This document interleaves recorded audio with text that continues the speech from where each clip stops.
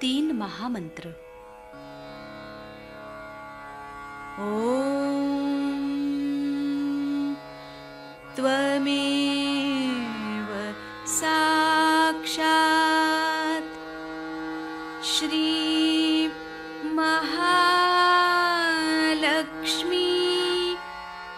महासरस्वती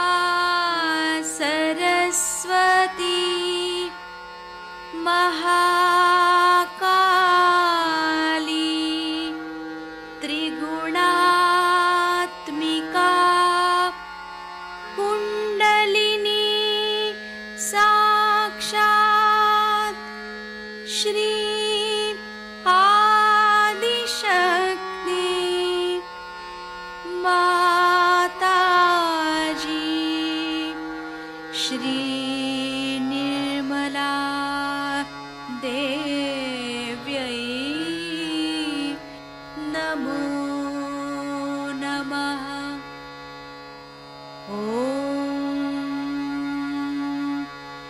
त्वमेव साक्षात्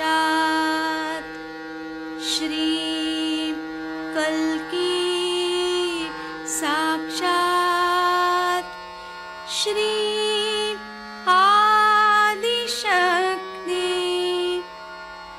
माताजी श्री निर्मला देव्यै नमो नमः। ॐ त्वमेव साक्षात् श्री कल्की साक्षात् श्री सहस्रार स्वामिनी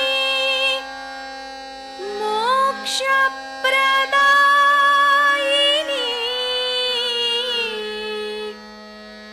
माताजी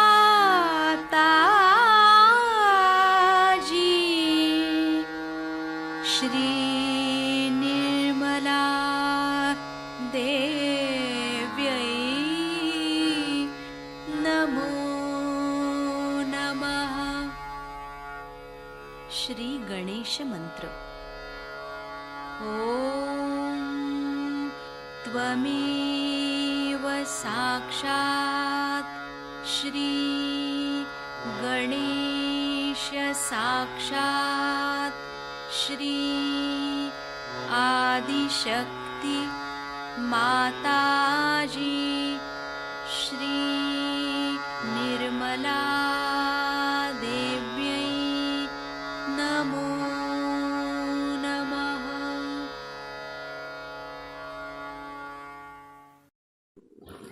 जय श्री माता जी। दोनों हाथ माँ के सामने, सेंटर हृदय में माँ की छवि को देखेंगे।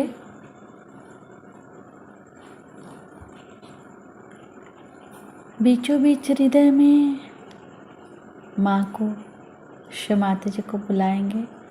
परम पूजनीय श्री माता जी, कृपा करके हम सभी के हृदय में अपना स्थान ग्रहण कीजिए। बार बार प्रार्थना, श्री माता जी कृपा करके हम सभी के हृदय में स्थान ग्रहण कीजिए। श्री माता जी हम सबको क्षमा कर दीजिए, हम सभी अज्ञानी हैं। सेंटर हृदय में श्री माता जी के प्रेम को अनुभव करेंगे।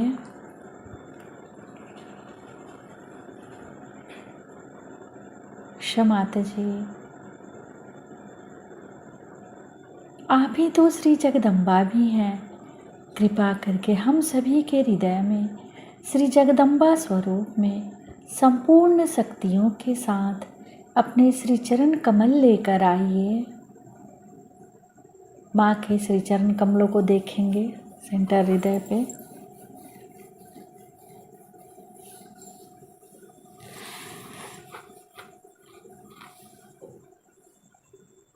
श्री माता जी कृपा करके हम सभी के हृदय को अपने प्रेम से भर दीजिए। क्षमाते जी, हम सभी आपसे बहुत प्रेम करते हैं, हम सभी के हृदय में आइए।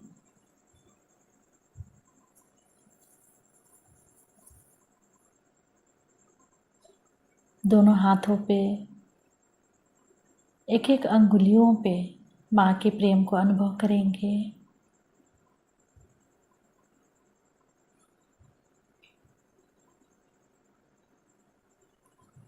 धीरे धीरे अपने संपूर्ण चित्त को राइट स्वादिष्ठान पे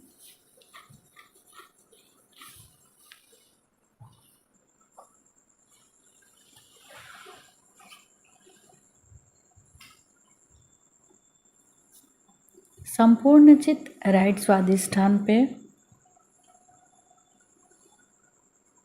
श्री माता जी, आप ही करता हैं, आप ही करविता हैं, हम सभी के अंदर से समस्त कर्ता भाव समाप्त कीजिए।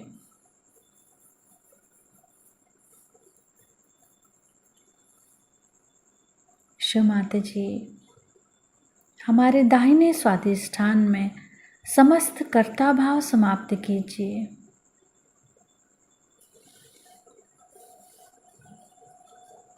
चित शक्ति मंत्र ओम त्वमेव साक्षात् श्री चित शक्ति साक्षात् श्री आदि शक्ति माता जी श्री निर्मला देव्यै नमो नमः।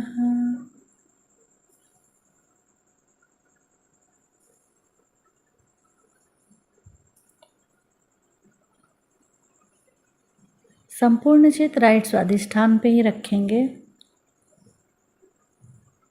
चित्त को वहाँ पर क्लॉकवाइज घुमाएंगे 7 टाइम्स।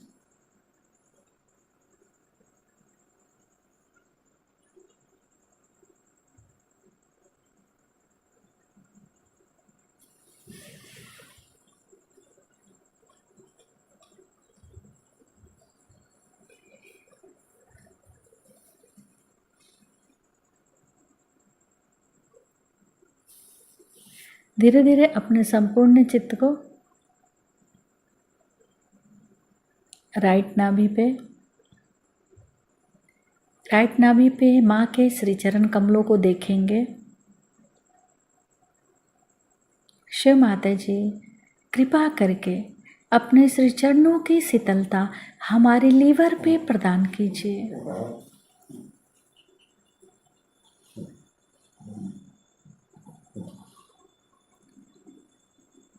शिव माता जी, कृपा करके अपने श्री चरणों की शीतलता हमारे लीवर पे प्रदान कीजिए। अपने चित्त को भी राइट स्वादिष्ठान से फिर राइट नाभि पे क्लॉकवाइज घुमाएंगे।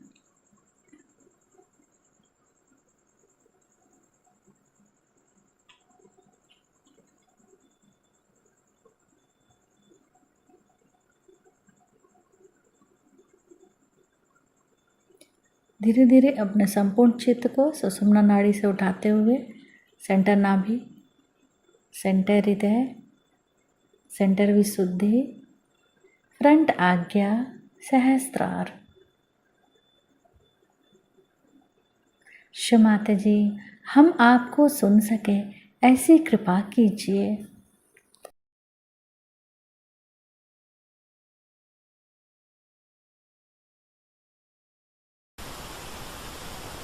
आप लोगों ने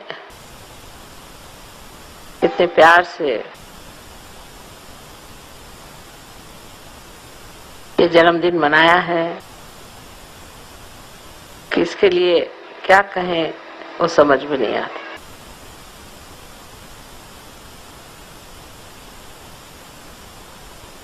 ये बात तो ठीक है कि आप लोगों ने आत्म साक्षात्कार सहयोग में पाया और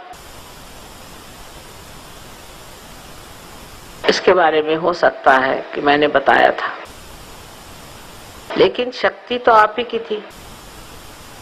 आप ही की शक्ति जागृत हुई और आप ही अपनी शक्ति में ही प्राप्त हुई। इसमें मेरा कोई खास लेना देना बनता है, ऐसा मैं नहीं समझती। दूसरी एक और बात आप सोचिए कि जो मैं हूं सो मैं हूं ही, मुझे कुछ होना नहीं था, लेकिन आप लोगों की ये विशेषता है कि आप लोग कुछ हो गए, आपने कुछ पाया, कुछ हासिल किया आपने चीजें।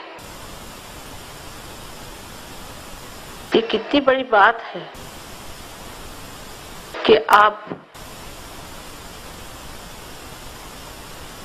अब अपने आत्मा से स्वयं प्रकाशित होगा। पहले कहते थे कि गुरु स्वयं प्रकाशित होते थे, आज तो सारे सहयोगी ही स्वयं प्रकाशित है। और फिर सोचिए कि सहयोगी कितने अच्छे लोग हो गए, कितने नेक लोग हैं आप।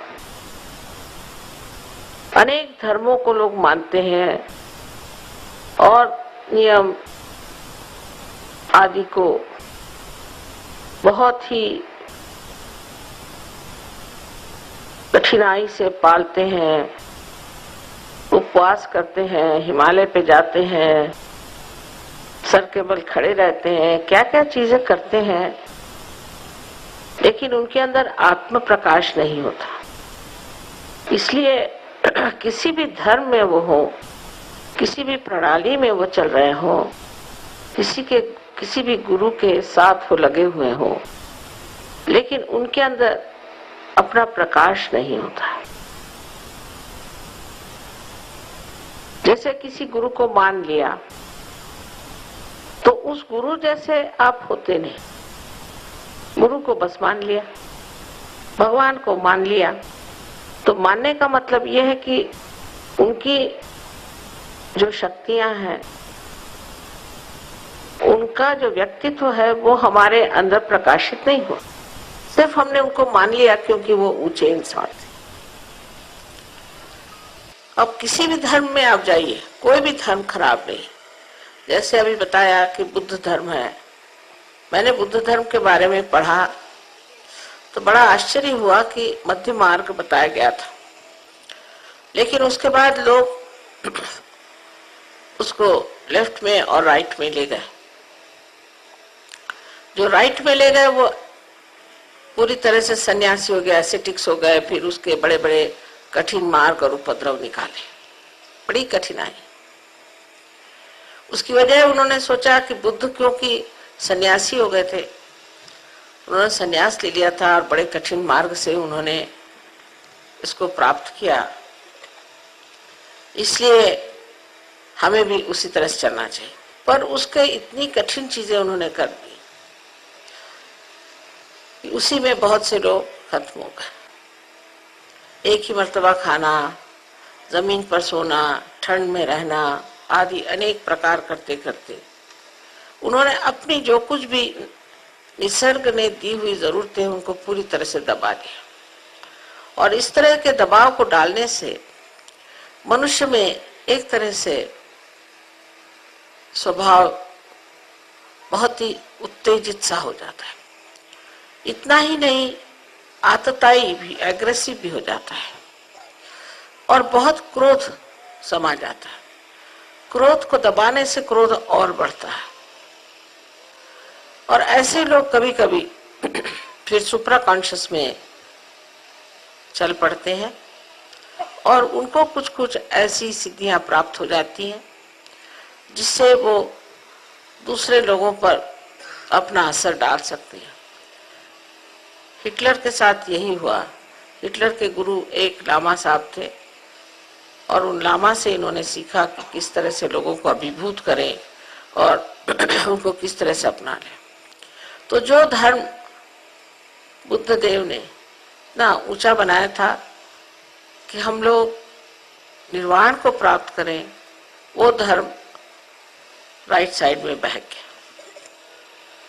दूसरा, जिन लोगों ने सोचा कि नहीं हम इसमें लेफ्ट साइड में चले,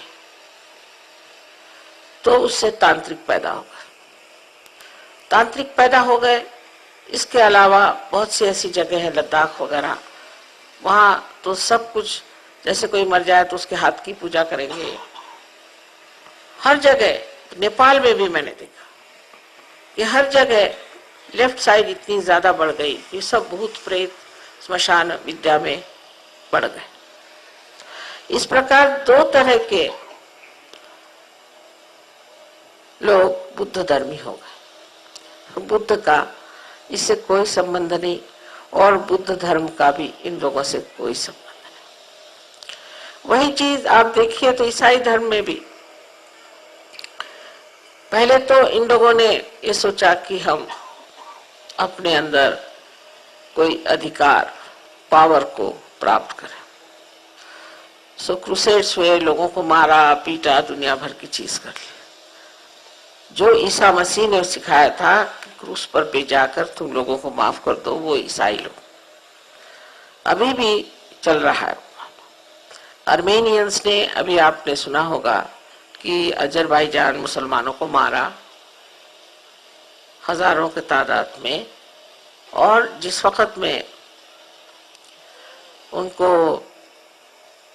मारने निकलते थे तो पहले बाइबल पढ़ते थे और बाइबल पढ़ के उनको मारने जाते थे, मानो जैसे भगवान उनके साथी हैं, बड़ा भगवान का कार्य कर रहे हैं। और फिर ये सोचना कि हमारा ही धर्म अच्छा है और ये मुसलमान सबसे खराब है। वही हाल मुसलमान का है। अगर आप मुसलमान धर्म के बारे में पढ़िए तो सोचेगा कि बहुत ही अच्छा धर्म है, बड़ी कमाल की चीज है। और उनके जो कोई बुद्धिवादी लोग हैं वो ये भी कहते हैं, यहाँ तक कहते हैं कि मुसलमान में, जो मुस्लिम है उसमें और इस्लाम में बहुत अंतर है। लेकिन वो कहते हैं कि वो पढ़े लिखे नहीं है, पढ़े लिखने से ठीक हो जाए। पढ़े लिखे होने से भी पढ़ी पढ़ी पंडित मूर्ख भय, वो कुछ होने नहीं वाला। जब तक आत्मा की जागृति नहीं होती तब तक आप किसी भी धर्म को अंदर शोषित नहीं कर सकते, उसको अंदर बिठा नहीं सकते। वो अंदर आ ही नहीं सकता, वो बाह्य में रह जाता है। और जब वो बाह्य में रह जाता है तो इसी तरह से वो बहक जाता है। या तो वो अपने शक्ति के पावर ओरिएंटेड होता है, या तो वो मनी ओरिएंटेड होता है, पैसे की ओर दौड़ता है, वो आत्मा की ओर नहीं दौड़ता, स्पिरिट ओरिएंटेड नहीं होता। जब आत्मा का प्रकाश याद आता है तो अकस्मात आदमी उस तत्व को अपने अंदर समाया हुआ पाता है। उसको कोई मेहनत नहीं करती, सहज सहज समाधि लागू, सहज में ही आपके अंदर ये भावना आ जाती। हिंदुओं में अब जो बताया गया है कि सब में आत्मा है, एक ही आत्मा का वास है, फिर हम जात पात कैसे कर सकते हैं? पहली बात तो ये सोचना चाहिए।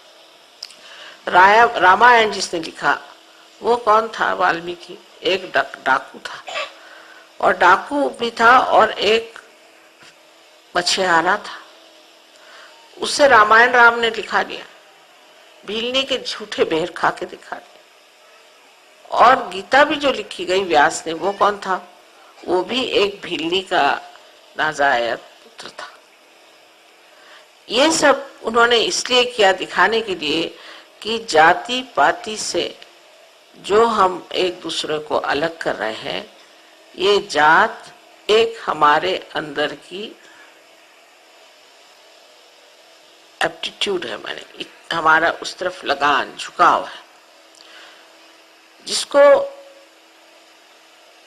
झुका परमात्मा की ओर है, उसी को ब्राह्मण कहा जा सकता। उस हिसाब से वाल्मीकि ब्राह्मण थे और व्यास भी ब्राह्मण थे। तो कर्म के अनुसार अपने यहाँ जात बहुत देर बाद मानी गई, और उसको बार बार जो जो बड़े बड़े अवतरण हुए उन्होंने खंडित करते गए।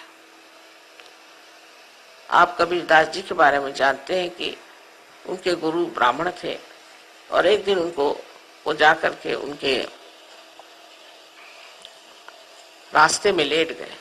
जब इनके पांव उनको लगे, उन्होंने उनके चरण पकड़ लिए, क्योंकि वो पहुंचे पुरुष थे। उनका ठीक है, उन्हें अपने साथ ले गए और उनको मान लिया और उनका बड़ा महत्व किया। तो नामदेव बहुत बड़े एक कवि थे महाराष्ट्र में, जो कि दर्जी थे। उनकी नौकरानी तो कोई तो भी नीचे जात की स्त्री रही होगी, वो तक उसकी भी कविताएं ग्रंथ साहब में, और नामदेव जी की तो है ही। गुरु नानक जी ने ये सब पहचाना, क्यों? क्योंकि वो भी पहुंचे हुए पुरुष थे। जो वहां पहुंच जाते हैं वो समझते हैं कि कौन असल में है और कौन नकल में। तो जो नकल में धर्म हो रहे हैं, जिससे हम लोग घबरा जाते हैं, उनके लिए हमें तैयार होना चाहिए, उनके प्रति दया रखनी चाहिए, क्योंकि वो अंधे हैं। जैसे कबीरदास जी ने कहा, कैसे समझाऊं सब जगह अंधा। जो अंधे लोग हैं वो ऐसे ही अंधेपन में रहते। कोई कहेगा मैं ईसाई हूं, कोई कहेगा मैं मुसलमान हूं, कोई कहेगा मैं सिख हूं। जैसे ही आप कहेंगे कि मैं ये हूं, आप अपने को अलग हटा लेते। लेकिन सहयोग में आप समझ गए हैं कि सब धर्म का तत्व एक है, हम सब धर्म को मानते। जैसे ही हम सब धर्म को मानने लग गए, तब ये जो फंडामेंटलिज्म, जो आज का प्रश्न है, आज का प्रश्न यही है, धर्म धर्मांधता, इसमें जो आज झगड़े सारे विश्व में फैले हुए, एकदम खत्म हो जाएंगे। जैसे ही आपने ये सोच लिया कि सभी धर्म का तत्व एक ही है। पर सोचने से भी नहीं होगा, ये अंदर आत्मसात होना चाहिए, ये हमारे अंदर बैठना चाहिए। और वो आप लोगों में बैठ गया, सारे विश्व में बैठ गया। आपको पता है सहयोग में मुसलमान है, हिंदू है, क्रिश्चियन है, सिख है, बुद्धिस्ट है, हर तरह के लोग इसमें आए और सब अपने अपने धर्म तो पाल ही रहे हैं। पर जब वो अपने को पाल रहे हैं, तभी वो विश्व धर्म को भी पाल रहे हैं। जब आपने एक विश्व धर्म को मान लिया, उस विश्व धर्म में सारे ही धर्म है और सब धर्मों का मान करना, यही शुद्धता है, यही समझ की बात है। और सब अवतरणों का मान करना, जितने भी आज तक बड़े बड़े संत साधु दृष्टा हो गए, सबका मान करना, यह सिर्फ कहने से नहीं होता, समझाने से नहीं हो सकता। ये आत्मा के प्रकाश में अपने आप अंदर बैठ जाता है, उसको फिर कहने की जरूरत नहीं। तो अब आप सोचे कि आप सहयोगी हो गए। सहयोगी हो गए माने आप बढ़िया लोग हो गए। देखिए, आप किसी को मर्डर नहीं कर सकते, आप किसका कत्ल नहीं कर सकते, आप किसी की कोई चीज छीन नहीं सकते, आप चोरी चकारी कुछ नहीं कर सकते, करते ही नहीं, माने कर सकते नहीं, माने करते ही। आप किसी की बुराई नहीं करते, आप किसी को नीचे खींचने की प्रयत्न नहीं करते, या आप किसी भी प्रतिस्पर्धा कंपटीशन में नहीं पड़ते। आपको ये नहीं लगता कि मैं इसकी खोपड़ी में जाकर बैठ जाऊं, इसकी गर्दन काट लूं। जहां है वहां समाधान में आप बैठे हो और अपने ही आप उन्नत हो रहे हैं। आप किसी के साथ दुष्टता नहीं करते। देखिए, सास होती है, बहू होती है, कभी बहू सास को सताती, कभी सास बहू को सताती। पर सहयोग में ये प्रकार बहुत कम दिखाई नहीं देता। ऐसे ही आपकी गृहस्थी में आदमियों की और औरतों की जो स्थिति है वो विशेष। पति पत्नी में आपस में पूरी तरह से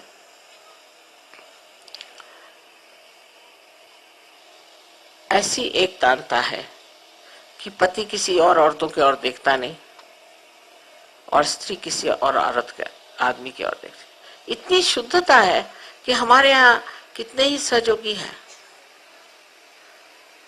और कितनी ही सहयोगिनी है। कोई बहुत खूबसूरत है, कोई नहीं है, और कोई बहुत खूबसूरत आदमी है, कोई कुछ है जिसका बाह्य का आकर्षण जो लोगों को होता है, वो आप नहीं रहे, क्योंकि आप स्वाभिमान में हैं, आपको अपने स्व का अभिमान है। आपकी आंख ठहर गई, आपकी आंख अब चंचल नहीं रही, इधर उधर नहीं घूमती, आपकी आंख अपने ही आप ठहर गई है। और अब ये सब होता ही नहीं, आपकी नजर ही नहीं इन चीजों पे पड़ती, आपके दिमाग ही में ये बात नहीं आती। आप ही तो आप, आपके बच्चे भी, और इसी तरह से जब आपके माँ बाप भी आपको देखते हैं तो वो भी आश्चर्यचकित हो जाते हैं, अभिभूत हो जाते हैं कि देखो कैसे ये हो गए ये लोग, ये चोरी नहीं करते, झूठ नहीं बोलते, मारते नहीं, पीटते नहीं, कोई दंगा नहीं, फसाद नहीं, कुछ नहीं, ये शांतिमय है, इतने आनंद में, ये सब आप लोग हो गए। और फिर मुझे लोग कहते हैं कि आप किसी इतनी बीमारी ठीक करते हैं, कुछ करते हैं, आप पैसा नहीं लेते। और आप लोग कहाँ लेते हैं? आप लोग भी तो सर्च का काम मुफ्त में कर रहे हैं। मैंने तो किसी को नहीं देखा कि सर्च के काम के लिए आप कुछ पैसा मांगते हैं या कुछ करते हैं। एक से एक कविताएं आप करते हैं, एक से गाने आप गाते हैं, कोई भी मैंने देखा नहीं जो कहता हो कि नहीं इस काम में पैसा चाहिए। कितनों का आपने जागृति दी, कितनों का आपने पार कराया है, कितने ही सेंटर्स आपने बसाए, लेकिन मैंने कभी सुना नहीं कि इसलिए कोई मुझे कह रहा है कि माँ हमने इतनों को जागृति दी तो हमें आप उसका पैसा दीजिए, या उसके लिए कोई आप हमें खिताब दीजिए कि इतने 108 जागृति वाले या 1008 जागृति वाले, ऐसा कुछ नहीं। इस पर आपको हंसी भी आती कि ये सब क्या है। तो इन सब बाह्य चीजों से आप अपने आप ही उठ गए और आप अपने बारे में कुछ जानते ही नहीं है। मुझे तो यही देख देख करके बड़ा आश्चर्य होता है कि आप अपने बारे में कुछ जानते ही नहीं, सब मुझे को गौरव दिए जा रहे हो। ऐसे कौन सी मैंने गौरव के काम किए हैं, मुझे तो समझ में नहीं आता। आपके अंदर अपनी शक्ति है, वो जागृत हो गई और आपने अपने आत्मा को प्राप्त किया और उस आत्मा की वजह से सब कुछ आपको हो गया। और कितनी गौरवशाली बात है कि आपने अपनी गौरव को प्राप्त किया। आप बंदूक लेके किसी को मारेंगे नहीं कभी, किसी का घर लूटेंगे नहीं, किसी औरत को विधवा नहीं करेंगे, किसी के बच्चे को आप अपहरण नहीं करेंगे, कभी कर ही नहीं सकते। मेरे कहने से नहीं। आप शराब नहीं पिएंगे, आप चरस नहीं खाएंगे, क्या क्या होता है दुनिया भर की गंदगी। आप कोई गंदी जगह नहीं जाएंगे, आप कोई गंदी चित्र नहीं देखेंगे, आप कोई गंदी किताबों से नहीं पढ़ेंगे। मुझे कहने की जरूरत नहीं, आप पढ़ेंगे ही नहीं। कोई गंदी बात करेगा आप सुनेंगे ही नहीं, आपको अच्छा ही नहीं लगेगा। कितने शुद्ध हो गए आप, और अपनी शुद्धता को आप कितने जतन से रखते हैं। उस जतन को आपने समझा ही नहीं। कोई ऐसी वैसी चीज होगी आप वहां से भाग निकलेंगे, मुझे नहीं चाहिए। और अगर कहीं जाना ही पड़ गया तो उसे एक नाटक की तरह से आप देखते हैं। बहुत से लोग बताते हैं मैं वहां गया था तो देखा वो सब शराब पी पी के कैसे घूम रहे थे, और मुझे बताते हैं सब कैसे कर रहे थे और किस तरह से औरतों के साथ वो बातचीत कर रहे थे, और मुझे आकर के सब वर्णन बताते हैं। तो ये दृष्टि जो कि एक साक्षी स्वरूप की है वो आपके अंदर अकस्मात आ गई है। दूसरा, आपस का प्रेम भाव। इस्लाम में इस पर बहुत कुछ कहा गया कि आपस में प्रेम भाव, बंधुत्व, और औरतों के लिए क्या सिस्टरहुड की बात भी करी। इस कदर आपस में प्रेम भाव है। बहुत दिन पहले की बात है कि सिसिली में एक लड़की इंग्लैंड से गई थी, पता नहीं किस काम से गई थी, वो टूरिस्ट के काम से कुछ गई थी, और दूसरी एक फ्रांस से वहां पहुंची। दोनों जने एक रेस्टोरेंट में कुछ खा रहे थे। देखते देखते एक ने दूसरे को देखा और न जाने क्यों उनको लगा कि इसमें कुछ वाइब्रेशंस आ रहे हैं। तो ये उठ के दूसरे के पास गई और उससे कहती, क्या तुम्हें श्री माता जी ने रियलाइजेशन दिया है? उसने कहा हाँ, और तुम्हें भी दिया है ना। और बस फिर दोनों एकदम गले से मिले। कहीं भी जाते हैं आप, अमेरिका में जाएं, कहीं जाएं, बस सहयोगी देखकर दूसरों को, सहयोगियों को गद गद एकदम कहाँ रखें, इनकी क्या सेवा करें, कैसे इनको रखें, कहाँ इनको देखें। मैंने कहीं सुना नहीं कि कोई सहयोगियों को किसी ने कहीं सताया, कोई भी कहां से आ जाए। यहाँ तक कुछ कुछ लोग फायदा उठाते हैं और झूठ मूठ कह करके जाएंगे और कहीं रह लेंगे, तो भी उनकी खातिर तवज्जो करेंगे। ये भी नहीं पूछेंगे कि तुम कहाँ से आए, तुम्हारे पास अथॉरिटी कुछ है, किसी ने तुमको चिट्ठी दी कि नहीं दी। कोई भी पहुंच गया वो उसके बस सेवा में लग जाए। हर जगह एक साहब मद्रास में जाके उन्होंने कहा कि माता जी ने हमको भेजा है और हम यहाँ काम करने वाले। मुझसे पूछा भी नहीं, उसने कहा मुझे घोड़ा ला दो, तो उसको घोड़ा भी ला दी। उसने कहा मुझे ये ला दो, वो ला दिया। बाद में मुझे पता हुआ कि ये दुष्ट अपने ही मन से कोई गया हुआ है वहां, और मेरा उससे कोई संबंध भी नहीं। तो इस कदर प्रेम उमड़ता है लोगों में। दूसरे ये कि हर एक आदमी में कुछ न कुछ कभी थोड़ा सा रह भी गया, चक्र खराब रहे कुछ, तो भी उसको अत्यंत प्रेम से लोग देखते हैं। हाँ, जब तक बिल्कुल ही उसकी बुरी हालत न हो जाए। मैंने देखा है कि लोग सहते हैं, तकलीफ भी होती है तो भी सहते हैं। इस आदमी से तकलीफ हो रही, उस आदमी से तकलीफ हो रही, तो भी सहते हैं। और मुझे बड़ा कभी कभी आश्चर्य होता है कि कुछ कुछ तो इतने ज्यादा पकड़े हुए लोग होते हैं, तो भी कभी मुझसे आके शिकायत नहीं करेंगे कि बड़े पकड़े हुए हैं, इनको सहयोग से निकाल बाहर करें। कोई चीज में मैंने सिर्फ एक ही में देखा कि अगर कोई मेरी निंदा करता है तब आप लोगों से बर्दाश्त नहीं होती, तब फिर आपकी बर्दाश्त सब खत्म हो जाती है। ये तो मैंने देखा हुआ, और यही एक पहचान है कि आपको मुझसे बहुत प्रेम है और इतना ज्यादा आपने प्यार मुझे दिया है, इतना ज्यादा मुझे भरोसा हो गया है। मेरा जो एक विचार था कि सारे संसार में जागृति हो जाए, जब तक जागृति नहीं होगी तब तक संसार के प्रश्न नहीं मिट सकते। क्योंकि हमारे प्रश्न, अब देखिए, इकोलॉजिकल प्रॉब्लम है और हम लोगों को इकोनॉमिक प्रॉब्लम्स है, पॉलिटिकल प्रॉब्लम्स है और दुनिया भर के प्रॉब्लम्स हैं, फैमिली प्रॉब्लम्स हैं, ये है वो है, प्रॉब्लम ये बहुत ही आजकल हो गया। और इसका उत्तरदायित्व जो है, इसकी जिम्मेदारी जो है, वो किसकी है? इंसान की। इंसान ने ये प्रश्न खड़े कर दिए, और यही इंसान अगर बदल जाए और इसके अंदर वो विश्व बंधुत्व आ जाए, यूनिवर्सैलिटी आ जाए, हो गया। झगड़ा किस चीज का करेगी? अगर सभी एक चीज को मानते हैं, सबको एक ही चीज मालूम है, तो झगड़ा किस बात का? और फिर ये जो सारे प्रश्न हैं, ये भी किस तरह से अपने आप ठीक हो जाते। अब देखिए, इतना सुंदर आपका आश्रम बन गया, आप लोगों की इच्छा, आप लोगों का मन, ये बहुत बड़ी चीज है। अब आप जब भी अखबार पढ़ें तो सामूहिक तरह से आप इच्छाएं करें कि वहां पंजाब का जो है सारा प्रश्न छूट जाना चाहिए। छूट जाएगा?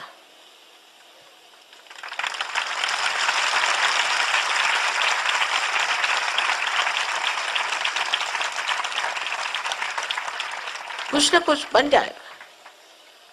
आपको और भी कोई प्रश्न हो, दरिद्रता अपने देश की बहुत है, वो सिर्फ दरिद्रता करने से नहीं जाए। जैसे नदी के बीच की धारा, ऐसे हम लोग बीच की धारा में, हम लोग बड़े रईस भी नहीं है और बड़े गरीब भी नहीं। जब बीच की धारा बढ़ती जाएगी तो इधर रईस भी इसमें आ जाएंगे और गरीब भी इसमें समाते जाएंगे, और इसी तरह से हमारे प्रश्न छूटेंगे।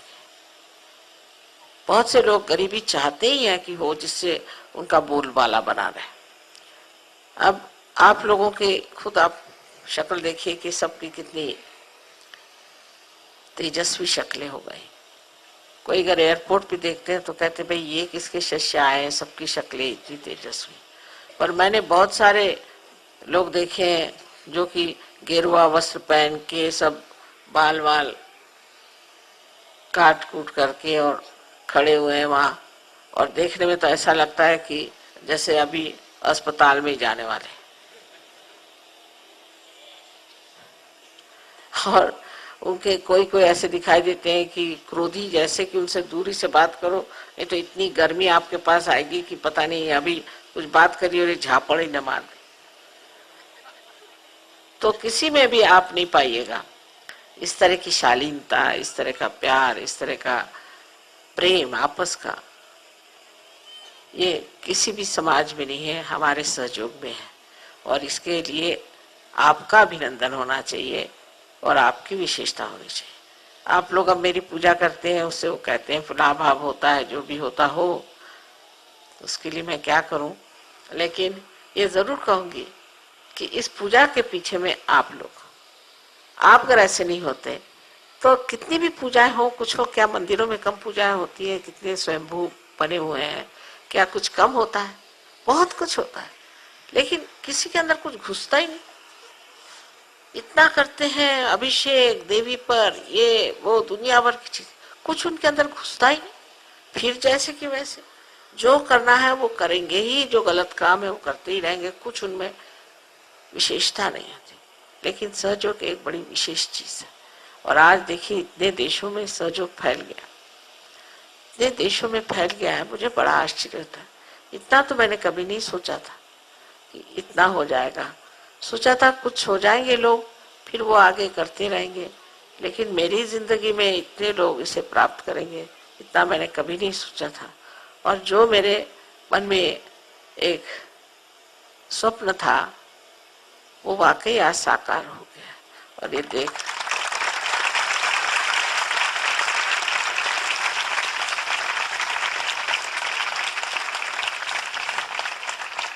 और अब जब कुछ भी आप लोग करें, कुछ भी आप सोचें, किसी भी चीज में आप हाथ डालें, पहले याद रखना चाहिए कि हम योगी जन हैं, हम सर्वसाधारण नहीं, हम योगी जन विशेष हैं। और इसलिए हमको विशेष रूप से सबकी ओर नजर करना चाहिए और देखना चाहिए, और जितने लोग हो सके उनको योगी बनाना चाहिए। इसी से सारे संसार का भला होने वाला है, जैसे हमारा भी भला हुआ। आज मेरे जन्मदिन के दिन यही कहना है कि आप लोगों का भी फिर से जन्म हो चुका है, और हर जन्मदिन पर आयु बढ़ती ही जाती है।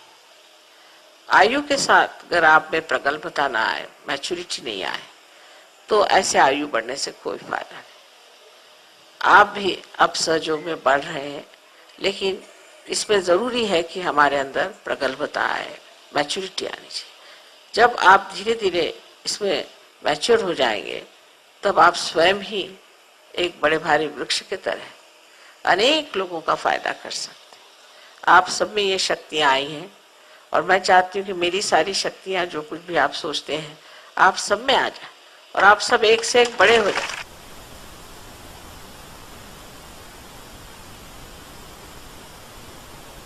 वहां तो हमेशा यही सोचती कि अपने बच्चों को अपने से भी कहीं अधिक ज्यादा मिलना चाहिए और सुख मिलना चाहिए। और बड़ी खुशी की बात है कि आप लोग इतने आनंद में बैठे हुए हैं और उस निर्वाण का उपभोग ले रहे हैं, जिसके लिए बहुतों ने अनेक प्रयत्न किए थे और इतने सहज में सब आपने प्राप्त कर लिया। ये भी आपकी पूर्व पुण्याई है। मेरा आप सब पर अनंत आशीर्वाद तो है ही, लेकिन हर समय ख्याल बना रहता है, हर जगह का पता नहीं ख्याल बना रहता है। और जब आपको छोड़ के जाते हैं तो ऐसा लगता है कि किसी ने मेरा दिल ही खींच लिया। फिर यही सोचती हूँ कि अगले जहाँ जाना है वहाँ कितने लोग खड़े होंगे। जब उनको देखते हैं तो फिर ये सारा कुछ ऐसा लगता है ठीक है, यहाँ के बच्चे वहाँ हैं, वहाँ के बच्चे भी हैं, और ये सारा कुछ जो है वो पूरी तरह से तृप्त हो जाएगा। इस तरह से चल रहा है और सफर बहुत हो रहा है। और मुझे अभी तो लगता नहीं कि मैं कोई 70 साल की हो रही हूँ।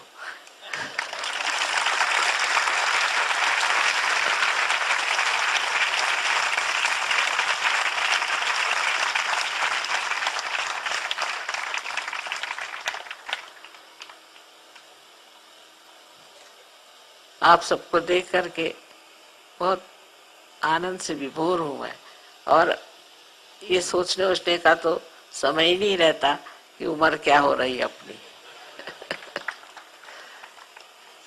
तो सबको अनंत आशीर्वाद है।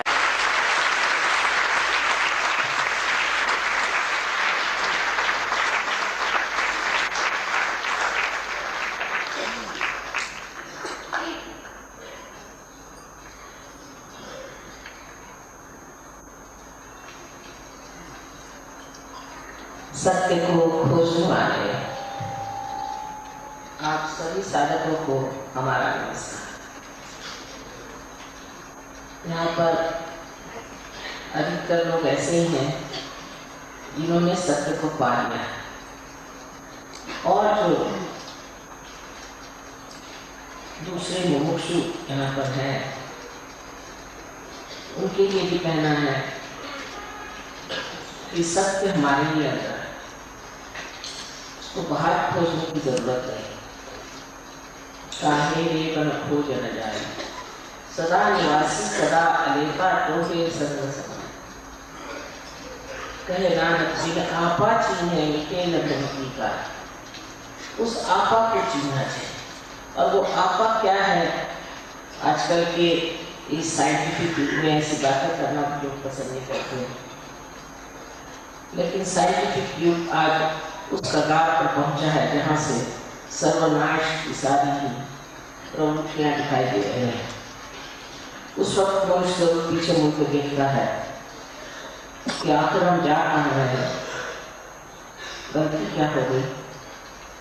गलती यही हुई है कि हमने अपने को पहचाना नहीं, अपने को जाना नहीं, अपनी शक्तियों को पाया नहीं, हमारे अंदर जो गौरवपूर्ण है उसे हमने अपनाया है, और बहते चले अपने बुद्धि के बल पर जो बहुत सीमित है। इसलिए आज आपके सामने मैं एक अनोखी बात कहना चाहता हूँ। वो ये है कि आप ये शरीर, बुद्धि, अहंकार, संस्कार ये नहीं, किंतु आप शुद्ध आत्मा है।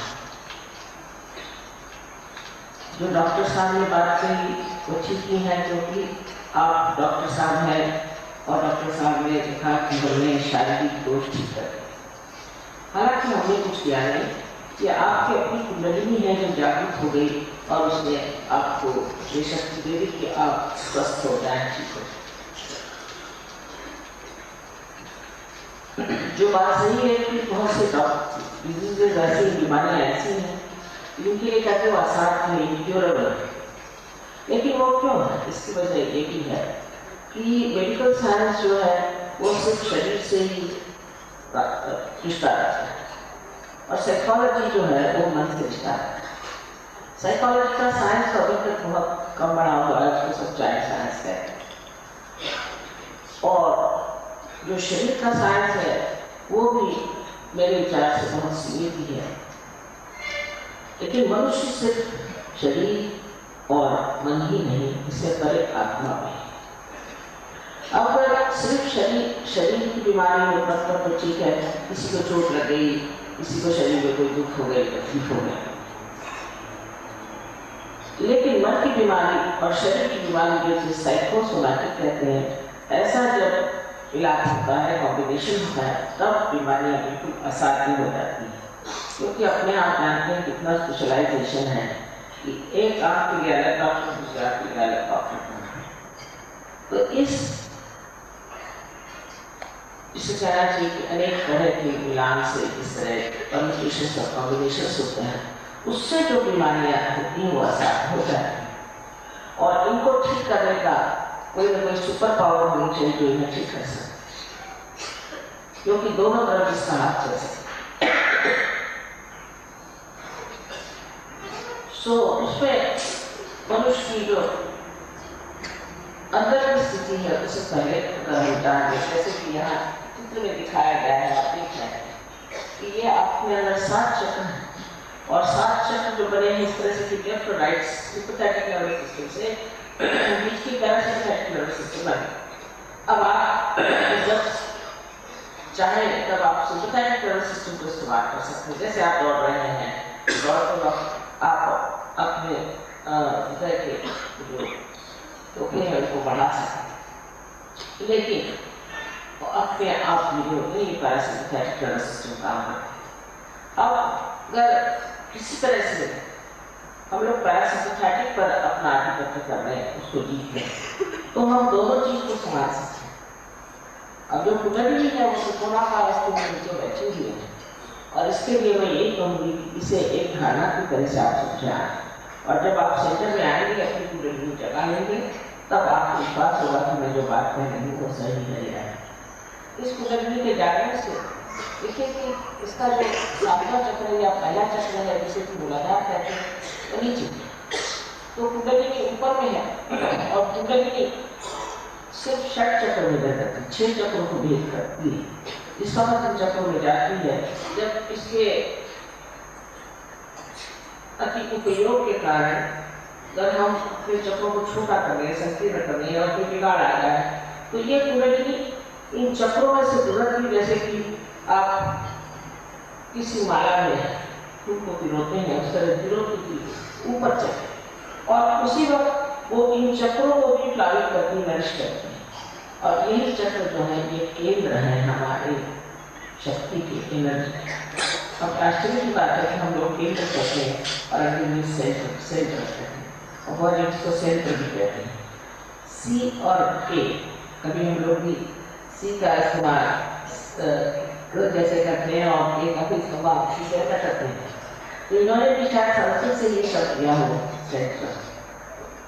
ये जो सेंटर है, जो केंद्र है, इन केंद्रों को बुलाती है और उनको वो नरिश करती है। अब एक जीवन प्रक्रिया है, कुंडली का जागरण एक जीवन प्रक्रिया है। इस तरह किसी बीज को आप जमीन में बो देते हैं, वो अपने आप स्पॉन्टेनियसली सहज में ही उगाता है। उसी तरह ये सहज क्रिया है, और सहज क्रिया में भी एक जीवन प्रक्रिया है, और उत्क्रांति यानी इवोल्यूशन का ये चरम अब लक्ष्य है कि हम कुंडली का जागरण करके आत्मा स्वरूप हो। क्योंकि अगर मनुष्य स्थिति में अगर आप रहें, तो अभी आपने उस एक में सत्य को पाया है। जब पाया होता तो कोई झगड़े होते नहीं, कोई परेशानी नहीं होती, लड़ाइयाँ नहीं होती, हर एक आदमी हर एक चीज के बारे में अलग अलग चीज कह सकते। इसकी वजह है कि एक में सत्य जो है उसे पाया। अब यहाँ आप जानते हैं 55 से कहा जाए 55 देश के बाहर से और एक देश अपना मिला के 56 देश के लोग हैं। इनमें कोई झगड़ा नहीं, कोई ईर्ष्या नहीं, कोई द्वेष नहीं है, कोई इस तरह की बुराइयां नहीं है, कुछ प्रेम के आंदोलन में बैठे। ये सब कैसे हुआ? क्योंकि सबके अंदर एक ही आत्मा थी, और उस आत्मा के प्रकाश में सब एक दूसरों को एक जैसा ही थी। ये आत्मा जो है ये परमात्मा का एक प्रतिबिंब है। आजकल के जमाने में तो लोग सिवाय साइंस और पैसे के किसी चीज को जानते ही नहीं, मानते भी नहीं। लेकिन समझने की बात है कि अगर यही सब कुछ हो जाता तो आज अपना संसार कितना सुखी होना चाहिए था। तो हुआ ना, बाल बच्चे ठीक नहीं रहते हैं, पैसा हुआ तो बाल बच्चे खराब हो जाएंगे, उसकी एक आफत बनी रहती। और अगर किसी के पास कोई सत्ता में आ जाए उससे भी वो कोई भला काम करेगा इसका। इसीलिए जानना चाहिए कि मनुष्य में अपूर्णता बहुत आ रही है, और ये अपूर्णता इसके आई है कि उसको पूर्ण करने वाली जो चीज हमारे अंदर है उसे हम आत्मा कहते हैं, जागृति। परमात्मा का प्रतिबिंब ये आत्मा स्वरूप सबके अंदर है। बस यही है कि वो साक्षी रूप होकर के हमारी सब प्रक्रिया देखता है, और इन गतिविधियों को देखते हुए वो सिर्फ जानता है, लेकिन अभी तक अपने प्रकाश उसने हमारे चित्त में फैला है। चित्त माने अटेंशन, चित्त में उसने फैला है, जो कि हमारे नसों में सिर्फ हमारे यही चित्त है कि हम ये जानते हैं कि आंखों से हमें देख सकते हैं कि ये माइक रखा हुआ है, या हम इसे महसूस कर सकते हैं, और इससे और भी चीज़ों को हम जान सकते हैं, जैसे आंखों से देख सकते हैं, कान से देख सकते हैं, सुन सकते हैं, नाक से सुन सकते हैं। किंतु चारों तरफ फैली हुई एक ईश्वर की शक्ति सर्वव्यापी है। इसको चैतन्य कहते हैं, इसको रूप कहते हैं। ये जो जितने भी कार्य देखिए कितने सुंदर फूल हैं, एक छोटे से बीज से या पौधे से कितने सुंदर फूल निकल आए, ये कैसे आए हम सोचते भी नहीं, यहाँ कैसी बने इसे हम सोचते भी नहीं, वो सोचते नहीं, हम सोचते बस हम चीज का इंसान बन गए तो बहुत।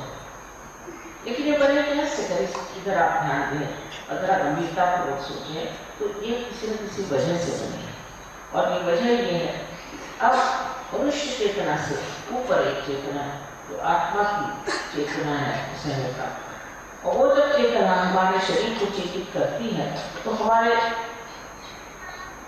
अटेंशन में, हमारे चित्त में उसका प्रकाश आ जाता है और हम नस नस में उसको महसूस करते हैं। तब हम जान सकते हैं कि चारों तरफ फैली हुई चैतन्य सृष्टि है, ऐसी ठंडी ठंडी हवा हाथ में आने जाती है।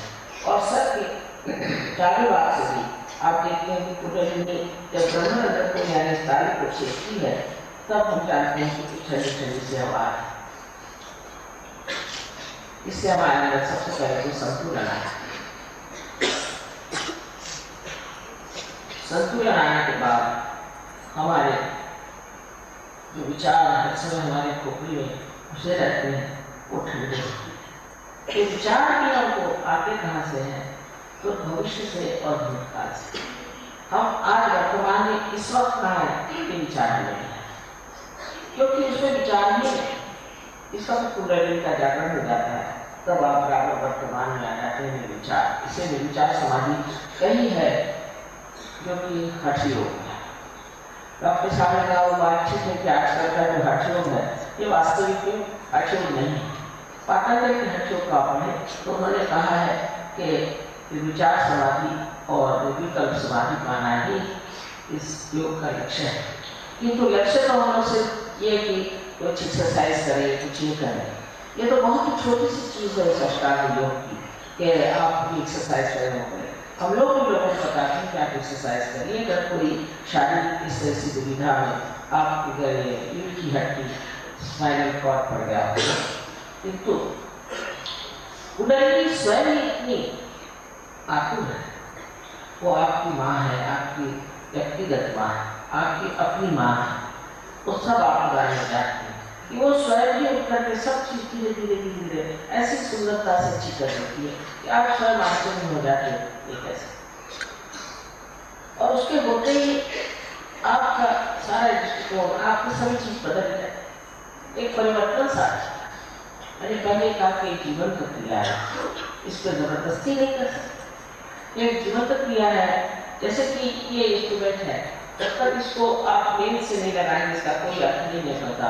उसी प्रकार जब तक हमारा संबंध इस मेन से न हो, ये चारों तरफ फैली हुई चैतन्य की सृष्टि से हमारा संबंध न हो, इसे हठ योग में प्रथमरा प्रज्ञा कहा जाता है, तब तक हमारा भी कोई अर्थ नहीं।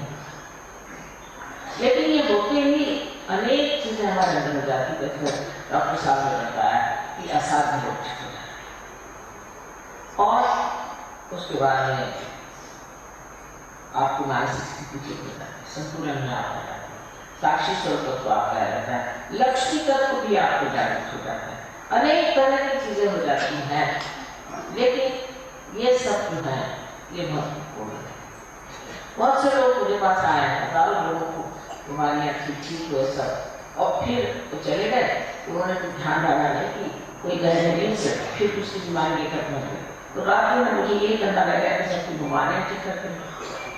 लेकिन अगर मनुष्य गंभीरता पूर्वक उसको सोचे कि अगर यही सब कुछ है तो ये तो हमारे हित के लिए और सारे संसार के हित के लिए, तो क्यों ना हम इस चीज को करें और उसको हम क्यों ना प्राप्त करें। रोटेरियंस के लिए मुझे एक तरह से बहुत आशा थी तुम्हारे में, पता नहीं क्या कहें उनको आगे के लिए, किंतु मैं सोचती कि उन्होंने चक्र को ही अपना सिंबल माना है और उसका रोटेट करना ही विशेष माना है, ये बहुत बड़ी। लेकिन उस सिंबल को मानते हुए हम लोग क्या हमारे चक्रों की ओर नजर करते हैं, कैसे इसलिए चक्र खराब हो जाएंगे तो फिर शारीरिक, मानसिक और बौद्धिक अनेक प्रश्न ऐसे आपके सामने खड़े हो जाएंगे कि लोग कहेंगे असार इसका कोई सोल्यूशन है, किंतु ये कुंडलिनी का जागरण हो जाएगा और आत्मा स्वरूप हो सकती उस प्रकाश में अपने को देखेंगे तो हर चीज का सोल्यूशन, हर चीज की कार्य प्रणाली आप समझ सकते। उससे जो योग है, जैसे टीएम के बारे में बताया उन्हें मैं पूरी मानती हूँ और इस तरह की बहुत सारे जादू करते रहते हो, ये तो सब बेकार की चीजें हैं, क्योंकि उसकी जो कार्य प्रणाली है, इसे मोडस ऑपरेंडी कहना चाहिए, वो बोल के बता सकते कैसे, वो बताए कैसे होता है। पर यहाँ तो हम सब बता सकते हैं कि कुंडलिनी का जागरण कैसा होता है, कौन सा चक्र है, और उसका प्रमाण, उसका सबका प्रमाण आप आश्चर्य करेंगे इतना ये प्रमाण युक्त है कि इससे ज्यादा साइंस में आपको प्रमाण नहीं मिल सकता। एकदम सुखाना चाहिए कि परफेक्ट इसका आप उदाहरण दे सकें। हमारे यहाँ अभी 3 डॉक्टर ने से एंट्री प्राप्त करी है और भी डॉक्टर्स करेंगे इसको जो सकते। पर अगर आप लोग इस चीज को विशेष रूप से समझने की कोशिश करें तो सिर्फ इतना ही करना है कि आप हमारे सेंटर्स पे आए, क्योंकि हम लोग पैसा ऐसा नहीं देते। इसका पैसा क्या देंगे, आप कितना पैसा देंगे? सब लोग पूछते हैं माँ कितना पैसा है, अरे कितना पैसा देंगे? इस जमीन अपनी भूमि में हम लोग इतना उसको विचार सताते हैं, उसमें से इतना अन्न उपजता है, इतनी सृष्टि बनती है, उसे कितना पैसा देते हैं?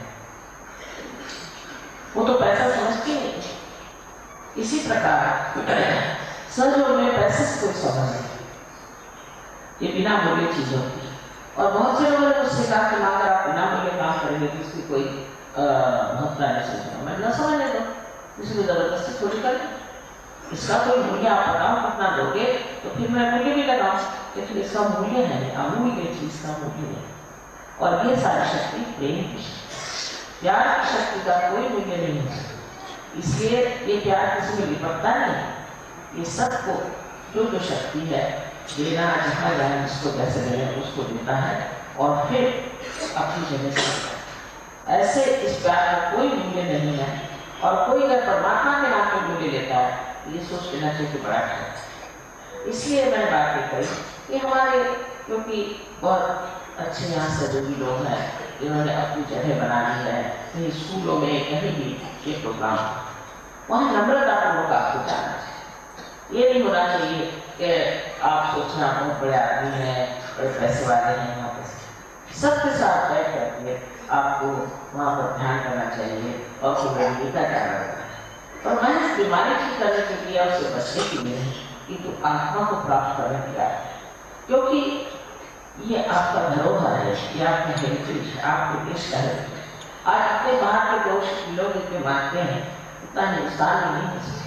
पता नहीं क्यों यहाँ के लोग ऐसे ठस हो गए हैं कि या तो पैसे के पीछे भाग रहे, सत्ता के पीछे भाग रहे हैं, और या तो गुरुओं के पीछे भाग रहे हैं, या नहीं इसको किसी सरोकार के पास सच्चाई के पीछे भागने वाले जो लोग हैं, सच्चाई के पीछे तो वाकई सच्चाई को चाहते हैं, इससे अपना भी हित करेंगे और दूसरों का भी। ऐसे लोग भी सहयोग में आ सकते हैं, लेकिन इनको झूठी चीजें चाहिए, उसके लिए सहयोग में कोई भी चीज उपलब्ध नहीं, कोई चीज आपको मिल नहीं सकती। अब मैं साफ साफ पता देना चाहती हूँ कि जिसको सहयोग में आना है वो यही मन में ठानिए कि मुझे अपना जीवन, अपने घर गृहस्थी का जीवन, और इतना ही नहीं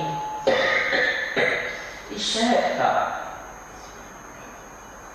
इस देश का, सारे विश्व का जीवन सुधारने की योजना है।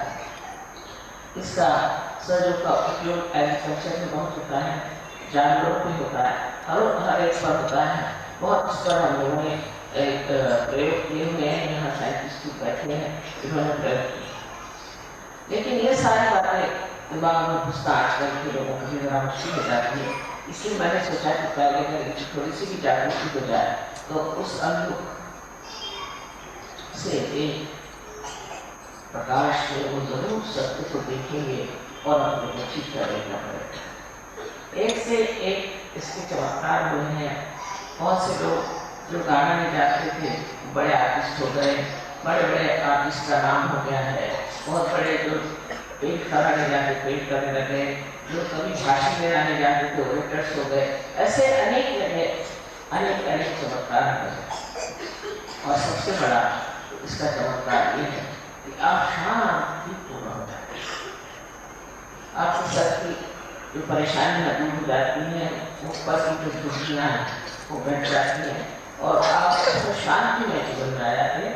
और उस शांति में जीवन में आ करके आप एक आनंद के सागर। इसकी अनेक बातें आपको बताने की है कि क्या क्या हो सकता है, किंतु आज समय इतना नहीं कि मैं आपको सारी बात बताऊँ।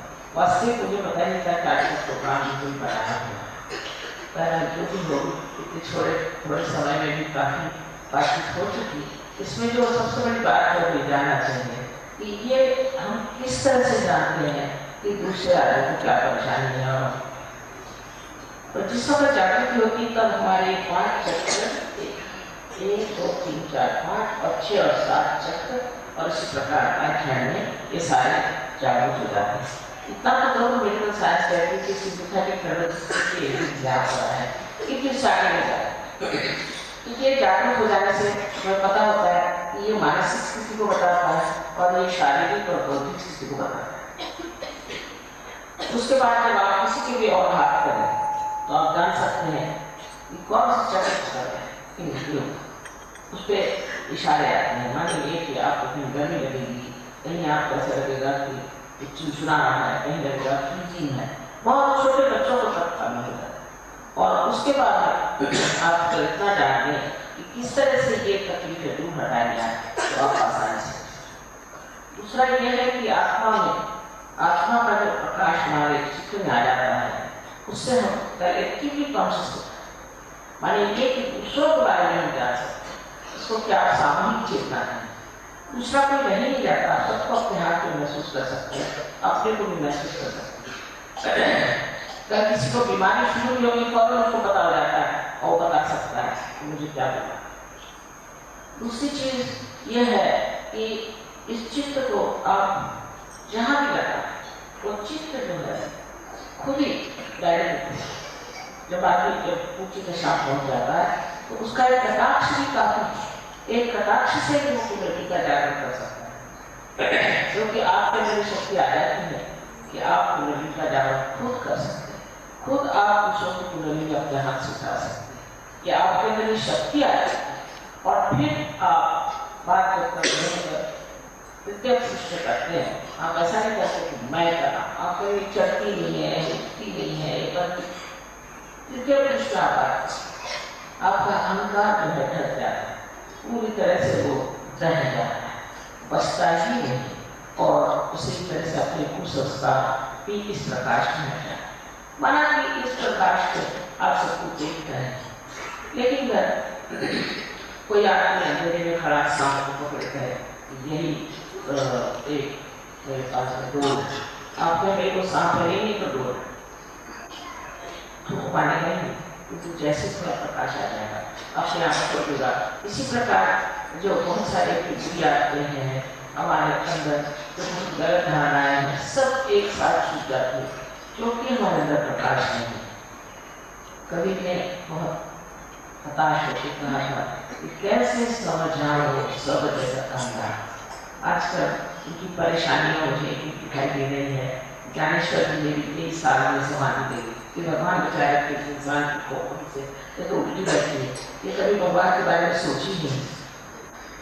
लेकिन अब तो अपने पर बीत पड़ी, अब हमारे ऊपर आ रही है, हमारे बच्चों पर आ रही है, आपको समाज पर आ रही है, सारी दुनिया में आ रही है। अब तो सबको जागरूक होना चाहिए। और इसलिए कहा गया है कि कलयुग युग में ही ये कार्य होगा, क्योंकि कलयुग में जितनी आफत है उतनी कभी भी नहीं। इसलिए आपसे मेरी विनती है कि आप सब लोग हमारे सेंटर में आए और अपनी जागृति करें, नम्रता पूर्वक वहाँ आए, अपनी जागृति करें और फिर इसमें गहरे उठने और अपना ही आनंद खुद ही धन्यवाद बना आत्मा से ही आत्मा, ये सब आपके साथ होगा। आज समय में भी मैं आपको सब बताऊँ, मैंने तो न जाने हिंदी भाषा में कितने हजार लेक्चर्स दिए हैं और मराठी में न जाने वाला हिंदी में, लेकिन आपके पास सब उपलब्धि हो सकती है, आप पा सकते हैं, सब कुछ आपको मिल सकता है। किंतु सबसे पहले आप चाहते हैं कि आपका रियलाइजेशन हो जाए और आप उपस्थित हो जाए। क्योंकि सिर्फ किताबें पढ़ने से मनुष्य की बुद्धि भ्रमित हो जाती है। किताबी नॉलेज से कुछ फायदा नहीं है। आपके नस में ये सेंट्रल नर्वस सिस्टम पे आपके पास ये नॉलेज आना चाहिए। ये ज्ञान जब आपके सेंट्रल नर्वस सिस्टम में आएगा तभी कहा जाएगा कि आप बुद्ध हुए, क्योंकि ये बोध है और यही सब पेड़ है जिससे आप बुद्ध हुआ। ये सब कुछ जितने भी संसार के बड़े बड़े उपकरण हो गए और जितने बड़े बड़े देशी प्रॉफिट्स हो गए, बड़े बड़े सीयर्स और दृष्टा और प्रवक्ता हो गए, उन सब का सार जो है वो सहयोग में आता है। सब धर्मों का सार सहयोग में है, इसलिए कोई भी धर्म कुछ नहीं है हमारी दृष्टि में। और इसीलिए कौन किससे झगड़ा करेगा? जब सारे धर्म के सागर में आप उतर जाएंगे तो आप किससे झगड़ा करेंगे? ये तो कुपबंधु है जो कहते हैं कि हमारा धर्म अच्छा, हमारा धर्म अच्छा, पर उस धर्म को जो लोग मानते हैं वो बिल्कुल धर्म से परे, उनको धर्म से कोई मतलब। जो वास्तविक धार्मिक है वो सब धर्मों का सब तत्व जानता है और उसको करता है। आज मैंने कोशिश की है कि बहुत से विषयों के बारे में थोड़ा आपसे बता दूं, पर आशा है कि आप लोग इस पर विचार करें।